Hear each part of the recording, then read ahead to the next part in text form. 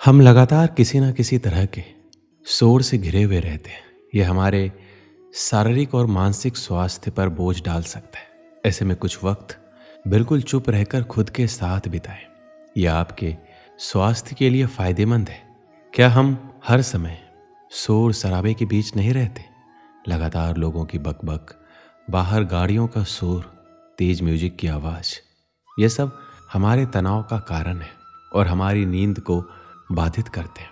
मगर क्या हम कुछ देर के लिए इन सब से दूर नहीं रह सकते? जी हाँ, हम खुद के साथ वक्त बिताकर और कुछ देर सिर्फ अपने विचारों के साथ शांति का आनंद ले सकते हैं। इंसान के सभी दुखों का कारण बोलना ही है, क्योंकि आवश्यकता से अधिक बोलना ही दुखों का कारण बनता है। इसलिए कम बोलें, सटीक बोलें, मधुर बोलें और सबसे जरूरी जितनी आवश्यकता हो उतना ही बोलें। वाणी या बोलना ही नहीं बल्कि मौन में भी शक्ति होती है। यही कारण है कि धर्मों में मौन को बहुत महत्व दिया गया है। श्री कृष्ण कहते हैं, सेहत से मौन का गहरा संबंध है और इससे मानसिक शांति मिलती है। मौन से विचारों में एकाग्रता आती है और रचनात्मकता बढ़ती है। इसलिए जितने भी साधु संत या तपस्वी हुए, सबने मौन रहकर और ध्यान लगाकर ही संसार में गुट ज्ञानों को प्राप्त किया। हमारे जीवन में एक नहीं बल्कि बहुत सारे दुखों का कारण बोलना ही है, क्योंकि हमारी समस्या यही है कि हम चुप नहीं रह सकते, हमेशा कुछ ना कुछ बोलते ही रहते हैं। और आपके बोलने के कारण ही आधे से ज़्यादा दुख निर्मित होते हैं। परिवार में कलह कलेश का कारण भी हमारा बोलना ही होता है। आप जितनी भूख उतना भोजन खाते हैं, जितनी ज़रूरत उतना कार्य करते हैं, लेकिन क्या आपने कभी इस बारे में सोचा है कि आप कितना बोलते हैं? क्या आप उतना ही बोलते हैं जितनी आवश्यकता है, या अनावश्यक ही सारे दिन बोलते हैं? इस बारे में अकेले कभी बैठकर जरूर सोचिए कि आज आपने दिन भर में कितना बोला, क्या बोला और सबसे जरूरी क्यों बोला। इनमें से कितनी बातें जरूरी थी, कितनी अनावश्यक। मनुष्य की प्रवृत्ति ऐसी है कि अपने मन में चल रही बातों को दूसरों को सुनाना चाहता है और दूसरा भी आपके साथ ठीक वही काम करता है। ये बातें किसी अन्य या तीसरे व्यक्ति से संबंधित हो तो सुनने सुनाने का काम और दिलचस्पी से होता है। आप फिर जब कभी बैठते हैं तो इन बातों को फिर से दोहराया जाएगा और फिर इन्हीं बातों पर विचार करेंगे।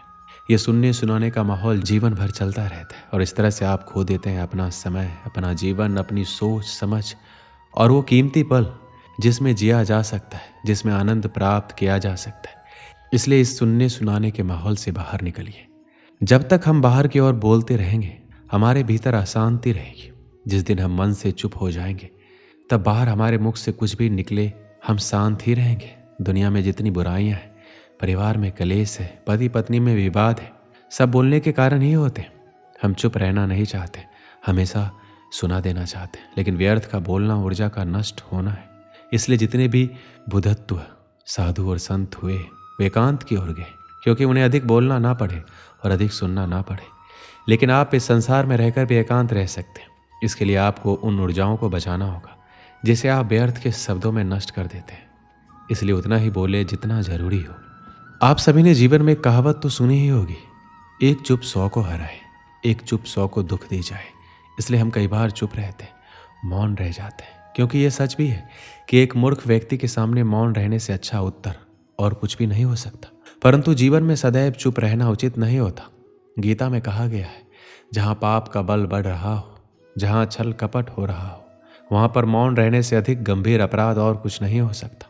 कभी कभी हम सबके जीवन में एक समस्या अवश्य होती है, हम किसी ताकतवर के समक्ष मौन हो जाते हैं। ऐसा क्यों?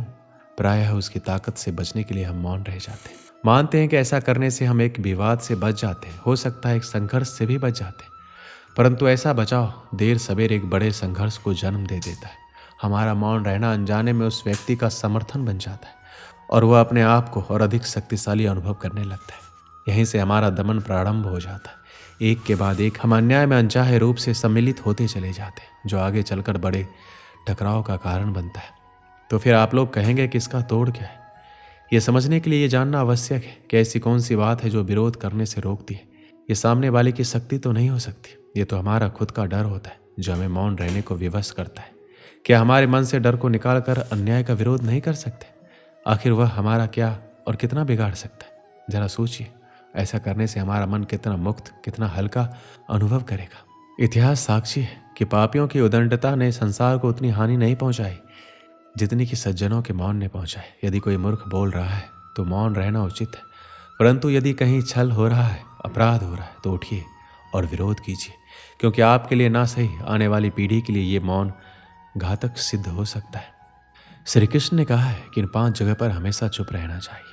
जब कोई आदमी आपके सामने किसी तीसरे आदमी की बुराई कर रहा हो, तब तुम्हें चुप रहकर बस सुनना चाहिए, अपनी राय व्यक्त नहीं करनी चाहिए, क्योंकि जो आज आपके सामने किसी तीसरे की बुराई कर रहा है, वह कल किसी और के सामने आपकी बुराई भी कर सकता है। यदि आपने कुछ कहा हो तो, यदि आपको किसी घटना या किसी विषय पर अधूरी जानकारी है, तो चुप रहना ही उत्तम है, क्योंकि अधूरा ज्ञान बड़ा घातक होता है और यह आपको हंसी का पात्र भी बना सकता है और या किसी मुसीबत में भी डाल सकता है। यदि आपको लग रहा है कि कोई व्यक्ति आपकी भावना, दुख या परेशानी को शब्दों में नहीं समझ पा रहा है या वह आपको ध्यान से नहीं सुन पा रहा है, तो ऐसे व्यक्ति के सामने चुप रहना ही ठीक है, क्योंकि ऐसे लोगों को आपकी भावना या दुख से कोई मतलब नहीं होता। ऐसे लोगों को अपना राज बताकर आप पछताएंगे ही। जब कोई अपना या कोई सगा संबंधी आप पर क्रोध कर रहा हो, आपका अपमान कर रहा हो या घृणास्पद शब्द कह रहा हो, तो आपको उस वक्त चुप रहना चाहिए, ताकि सामने वाले का गुस्सा पूरी तरह से बाहर निकल जाए। आप यदि सही हैं तो आप कतई माफ़ी ना मांगें और चुप रहकर सही समय का इंतजार करें। वह खुद ही आपसे माफ़ी मांग लेगा या उसे अपने गलती का एहसास हो जाएगा। एक समय की बात है, एक गांव में एक सफल व्यापारी रहता था। उसके पास एक अच्छी बड़ी दुकान थी और आमदनी भी इतनी थी कि गांव में सबसे ज़्यादा अमीर वही था। हर आदमी उससे अच्छे से बात करता और वह लोगों की बहुत मदद भी करता था। वह दिन रात मेहनत और बाकी समय में पूजा पाठ भी करता, इसलिए बहुत से लोग इज्जत करते थे। पर उस व्यापारी की एक बुरी आदत थी, वह जल्दी गुस्से में आकर लोगों से भला बुरा कह देता था, जिससे गांव के बहुत से लोग उससे नाराज रहते। और जब वह नाराज लोगों को मनाने जाता तो वो लोग नहीं मानते, तो उसको और गुस्सा आ जाता, वह उसको और बुरा भला कह देता। फिर बाद में व्यापारी को बहुत बुरा लगता। एक बार गांव में एक बहुत ही ज्ञानी संत आए। कुछ ही दिनों में दूर दूर तक उनके ज्ञान के चर्चे होने लगे। यह बात व्यापारी तक पहुंची। वह दौड़कर संत से मिलने पहुंचा। व्यापारी ने संत की बहुत सेवा की और अपनी सारी समस्या बताई। संत ने व्यापारी से कहा, तुम बहुत सारे कागज के टुकड़े लो और पूरे गांव में फेंको, फिर मेरे पास आना। व्यापारी बिना सोचे समझे दिन भर कागज के छोटे छोटे टुकड़े पूरे गांव में फैला देता है और फिर संत के पास पहुंच जाता है। संत उस व्यापारी से कहते हैं, तुम्हारी समस्या का समाधान मिल गया, बस तुमको एक काम करना है। तुम जाकर उन सभी कागज के टुकड़ों को इकट्ठा करके यहाँ ले आओ। अपनी समस्या का समाधान पाकर व्यापारी बिना कुछ सोचे समझे उन कागज के टुकड़ों को इकट्ठा करने पहुंच जाता है। बहुत देर कोशिश करने के बाद व्यापारी को यह समझ आता है कि यह काम करना तो नामुमकिन है। दौड़कर संत के पास जाता है और कहता है, आपने जो काम दिया है वो असंभव है, मैं चाहकर भी पूरा नहीं कर सकता।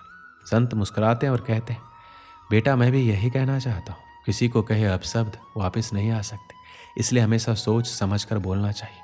आज के बाद तुम ये बात अपने मन में अच्छे से बिठा लो, चाहे कुछ भी हो जाए तुमको किसी को अपशब्द नहीं बोलना है। संत से प्राप्त इस ज्ञान से व्यापारी की आंखें खुल जाती है। वह दोबारा कभी किसी को गुस्से में कुछ बोलने वाला रहता है तो उसको कागज के टुकड़ों का उदाहरण याद आ जाता है। इस कहानी से हमें क्या सीख मिलती है कि कितनी भी मुश्किल क्यों ना हो, हमें किसी को अपशब्द नहीं बोलने चाहिए, क्योंकि अपशब्द से हुए नुकसान की भरपाई करना संभव नहीं है और किसी को गलत शब्दों से ठेस नहीं पहुंचाना चाहिए। दोस्तों, इस वीडियो में बस इतना ही। मिलते हैं अगली वीडियो में। अपना ख्याल रखिएगा। जय श्री कृष्ण।